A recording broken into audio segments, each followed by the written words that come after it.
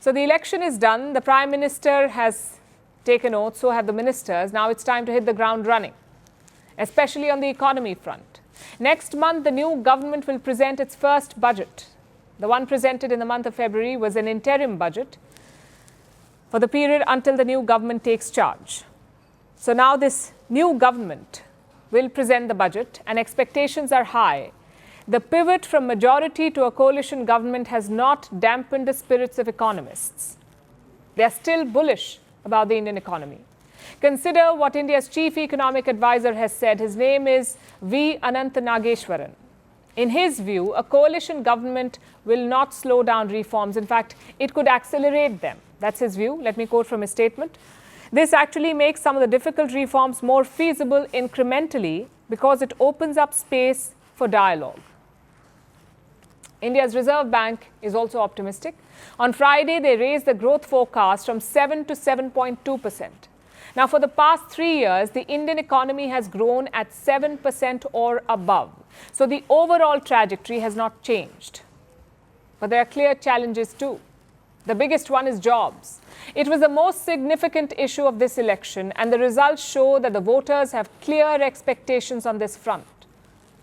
They have delivered an unambiguous message. They want to see action on the jobs front. Unemployment remains high in India. India's youth wants more jobs. From October to December last year, almost 45% of them were unemployed. These are the new graduates, the 20 to 24-year-olds. Among the 25 to 29-year-olds as well, unemployment is rising. It crossed 14% last year, so the voters will be watching closely for what the budget has to offer on the jobs front. They'll be watching for that. The second major issue is inflation. It remains a matter of concern, not just for the people of India, but also for the Reserve Bank, which is India's central bank. Food inflation touched a new high. In April, it hit 8.7%. This is a 4-month high, and the numbers are higher in rural India, where food inflation stood at 8.75%. Prices of basic food items and vegetables like tomato, onion and potato surged by a whopping 40%, 40. The RBI is concerned about the heat wave and the soaring temperatures. It fears that the weather could put more stress on the summer crop and that supplies need to be monitored. Plus, geopolitical tensions could make inflation worse.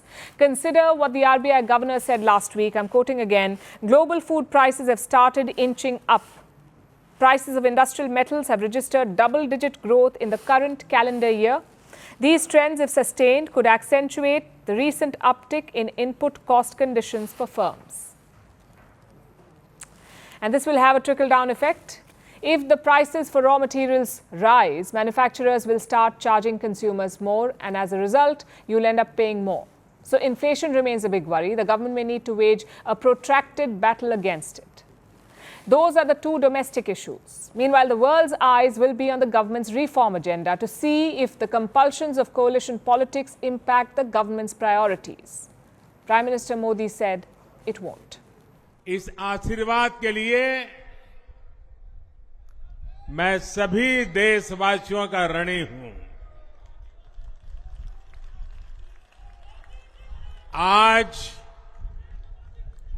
बड़ा मंगल है और इस पावन दिन NDA की लगातार तीसरी बार सरकार बननी तय है। हम सभी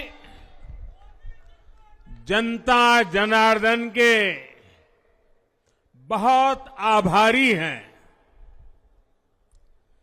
देशवासियों ने भाजपा पर, एनडीए पर पूर्ण विश्वास जताया है। हम भारतीय मिलकर चलेंगे, देश को आगे बढ़ाएंगे। तीसरे कार्यकाल में देश बड़े फैसलों का एक नया अध्याय लिखेगा। The Indian Prime Minister says he won't shy away from taking big decisions. Needless to say, his moves will be tracked as he takes charge again to lead the world's fastest growing large economy. First Post reports from the world's second largest continent. Hello, I'm Alison Lagrange. A very warm welcome from Durban, South Africa. We get you the news and the newsmakers from Africa.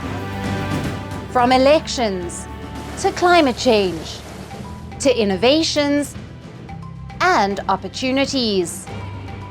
As the world's attention shifts, we report from Africa, the heart of the global South. Join me every weekday live on First Post.